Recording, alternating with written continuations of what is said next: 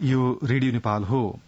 अब प्रवीण पोखरेलबाट बिहान 9 बजेको समाचार सुन्नुहोस्। सुरुमा प्रमुख समाचार।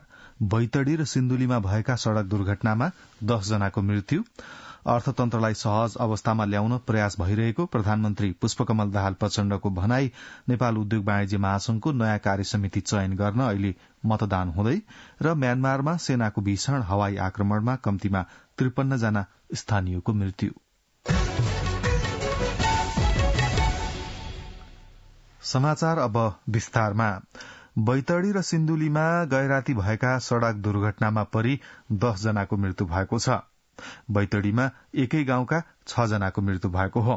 मृत्यु हुनेमा बजाङको केदारसिंह गाउँपालिका 5, बाँझका 60 वर्षीय मने बोहरा, 42 वर्षीय नरे बोहरा, 35 वर्षीय गोरख बोहरा, 45 वर्षीय मानबहादुर धामी, 45 वर्षकै बिर्ख धामी र 40 वर्षका वीरे धामी रहेका छन्।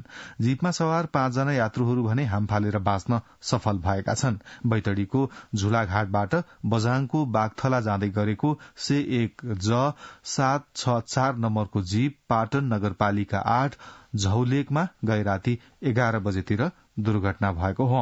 जयपृथ्वी राजमार्ग अन्तर्गत पर्ने झौलेक मोड़ स्थित उकालोमा ब्रेक फेल भएर जीप दुर्घटना भएको अनुमान गरिएको छ। जीप चालक भने फरार रहेका छन्। त्यस्तै गैराती बीपी राजमार्ग अन्तर्गत सिन्धुलीको कमलामाई नगरपालिका 3 गढ़ी गेट नजिक कार दुर्घटना हुँदा 4 जना भारतीय नागरिकको मृत्यु भएको छ। सो दुर्घटनामा 1 जना गम्भीर घाइते भएका छन्।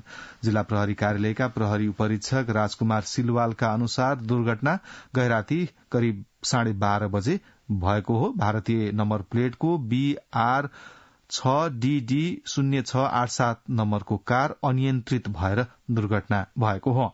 दुर्घटनामा गम्भीर घाइते एक पुरूषलाई थप उपचारका लागि काठमाडौँ ल्याइएको छ। कारमा 5 जना सवार थिए। मृतक 4 जना पुरूष रहेका छन्। मृतक मध्ये एक पुरूषको शव सिन्धुली अस्पतालमा र अरू 3 जनाको शव घटनास्थलमै रहेको सिलवालले जानकारी दिनुभयो। राजमार्गको भीड़ भएको स्थानमा कार सड़कबाट 500 मिटर तल खसेको थियो। प्रधानमन्त्री पुष्पकमल दाहाल प्रचण्डले मुलुकको अर्थतन्त्र सुधारका लागि निजी क्षेत्र र सरकार बीच सहकार्य आवश्यक पर्ने बताउनु भएको छ। नेपाल उद्योग वाणिज्य महासंघको 57औं वार्षिक साधारण सभालाई हिजो काठमाडौँमा सम्बोधन गर्नुहुँदै प्रधानमन्त्री प्रचण्डले निजी क्षेत्र बलियो र सशक्त नभई मुलुक समृद्ध हुन नसक्ने बताउनुभयो। प्रधानमन्त्री प्रचण्डले नयाँ संविधान निर्माणपछि आर्थिक विकास र समृद्धिमा गुणात्मक परिवर्तन आउने अपेक्षा गरिए पनि राष्ट्रिय र अन्तर्राष्ट्रिय परिस्थितिका कारण अर्थतन्त्रले संकटको सामना गरिरहेको पनि बताउनुभयो। प्रधानमन्त्री प्रचण्डले उत्पादन, बजार व्यवस्थापन, रोजगारी सिर्जना, राष्ट्रिय आयको वृद्धि र मुलुकको समग्र विकासमा निजी क्षेत्रले उल्लेख्य भूमिका खेल्दै आएकाले लगानी मैत्री एवं व्यवसाय मैत्री वातावरण निर्माणका लागि सरकारको पूर्ण सहयोग रहने प्रतिबद्धता पनि जनाउनुभयो। कार्यक्रममा अर्थमन्त्री डाक्टर प्रकाश शरण महतले सरकारको सम्पूर्ण ध्यान अर्थतन्त्रलाई चलायमान बनाउनमा केन्द्रित रहेको बताउनुभयो। अर्थमन्त्री डाक्टर महतले विदेशी मुद्रा संचिति वृद्धि हुँदै जानु सकारात्मक भएको र पुँजीगत खर्च बढ़ाउने र साधारण खर्च आवश्यकताका आधारमा गर्नुपर्नेमा जोड़ दिनुभयो। यसैबीच नेपाल उद्योग वाणिज्य महासंघको नयाँ कार्यसमिति चयन गर्न आज निर्वाचन हुँदैछ। अघि 8 बजेदेखि अपराह्न 4 बजेसम्म कमलादी स्थित नेपाल प्रज्ञा प्रतिष्ठानमा मतदान शुरू भएको छ। महासंघको कार्यसमिति सदस्यमा 4 जना सर्वसम्मत निर्वाचित भइसकेकाले अब 1 जना वरिष्ठ उपाध्यक्ष, 3 उपाध्यक्ष र 59 जना कार्यसमिति सदस्य चयन गर्न मतदान भएको हो। सरकारले खाद्य पदार्थमा जीवनाशक विषादीको अवशेषको अधिकतम सीमा निर्धारण गर्ने निर्णय गरेको छ। हिजो प्रधानमन्त्री तथा मन्त्री परिषदको कार्यालय सिंहदरबारमा बसेको मन्त्री परिषद बैठकले आयातित र उत्पादित सम्पूर्ण खाद्य पदार्थमा जीवनाशक विषादीको अवशेषको अधिकतम सीमा निर्धारण गर्न मन्त्री परिषदको पूर्वाधार समितिबाट प्राप्त प्रस्ताव स्वीकृत गर्ने निर्णय गरेको हो।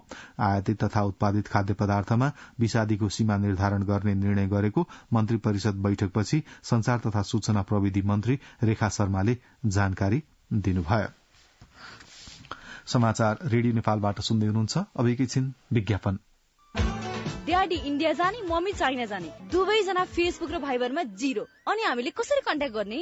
तिमीहरू फेसबुक र भाइबरमा हिरो भएर के गर्ने? नेपाल टेलिकमले ल्याएको सेवा सुविधाको बारेमा 0 रहेछौ। अहिले नेपाल टेलिकमले रोमिङ सेवा ल्याएको छ। चाइना र इन्डियामा हाम्रो यही प्रिपेड मोबाइल मजाले चल्छ। बेला बेलामा कुरा गर्न केही समस्या छैन। हो र भने अनि कसरी चलाउने चाहिँ थाहा छ त? किन थाहा नहुनु? यो सेवा एक्टिभेट गर्नलाई *1415 *7 र # डायल गर्नुपर्छ र उतैबाट रिचार्ज गर्न पनि मिल्छ। तिमीहरूलाई पनि अरू कुरा थाहा पाउन मन छ भने नेपाल टेलिकमको मोबाइल एप्स अथवा वेबसाइट हेरे हुन्छ।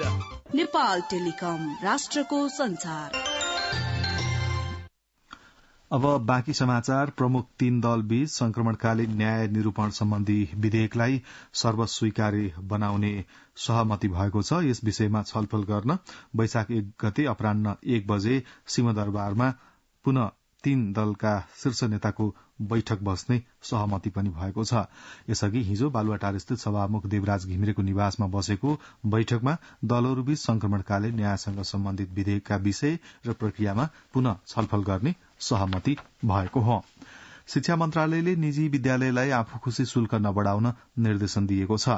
मन्त्रालयका सहसचिव एवं प्रवक्ता दीपक शर्माले विज्ञप्ति जारी गर्दै शैक्षिक सत्र 2080 का लागि विद्यार्थी भर्ना गर्दा केही निजी लगानीका विद्यालयले आफू खुशी शुल्क उठाएको भन्ने विषयमा मन्त्रालयको गम्भीर ध्यानाकर्षण भएको जनाइएको छ। स्थानीय तहले स्वीकृत गरिदिएको सीमाभित्र रहेर मात्र शुल्क लिन पाउने व्यवस्था रहेको पनि मन्त्रालयले स्मरण गराएको छ। अब एउटा अन्तर्राष्ट्रिय प्रसंग। म्यानमारको सेनाले गरेको भीषण हवाई आक्रमणमा कम्तीमा 53 जनाको मृत्यु भएको छ। मृत्यु हुनेमा कम्तीमा 15 महिला र धेरै संख्यामा बालबालिका रहेको प्रत्यक्षदर्शीहरूले बताएका छन्। मृतकको संख्याबारे भने अन्तर्राष्ट्रिय संस्था बीबीसीले अझै पुष्टि गरेको छैन। सैन्य सरकारको विरोधीहरू बस्ने सागेङ क्षेत्रको एउटा गाउँलाई निशाना बनाएर सेनाले हवाई आक्रमण गरेको बताइएको छ। सेनाले सन् 2021 मा सत्ता कु गरेपछि विपक्षीहरूलाई लक्षित गरी हवाई आक्रमण गर्दै आएको छ भने प्रजातान्त्रिक नेत्री आङ सान सुची, राष्ट्रपति विन मिन्ट लगायत वरिष्ठ नेताहरूलाई नियन्त्रणमा लिएको छ। अब मौसम। आज देशका पहाड़ी भागमा आंशिक बदली रही कोशी, गण्डकी र कर्णाली प्रदेशका पहाड़ी भागका साथै अन्य पहाड़ी भागका 1-2 स्थानमा वर्षा हुने र अन्य भागमा मौसम प्राय सफा रहने जल तथा मौसम विज्ञान विभागले जनाएको छ। आज दिउँसो काठमाडौँ उपत्यकाको अधिकतम तापक्रम 28 देखि 30 डिग्री सेल्सियसका बीच रहने अनुमान गरिएको छ। अन्त्यमा यस प्रसारणका प्रमुख समाचार एकपटक फेरि सुन्नुहोस्। बैतडी र सिन्धुलीमा भएका सड़क दुर्घटनामा 10 जनाको मृत्यु, अर्थतन्त्रलाई सहज अवस्थामा ल्याउन प्रयास भइरहेको प्रधानमन्त्री पुष्पकमल दाहाल प्रचण्डको भनाई। नेपाल उद्योग वाणिज्य महासंघको नयाँ कार्यसमिति चयन गर्न अहिले मतदान हुँदै र म्यानमारमा सेनाको भीषण हवाई आक्रमणमा कम्तीमा 53 जना स्थानीयको मृत्यु। यसका साथै 9 बजेको समाचार यही सकिन्छ। अब यसपछि नेपाल भाषामा समाचार सुन्न सक्नुहुनेछ। रेडियो नेपाल सुन्दै रहनुहोला। हवस् त, नमस्ते।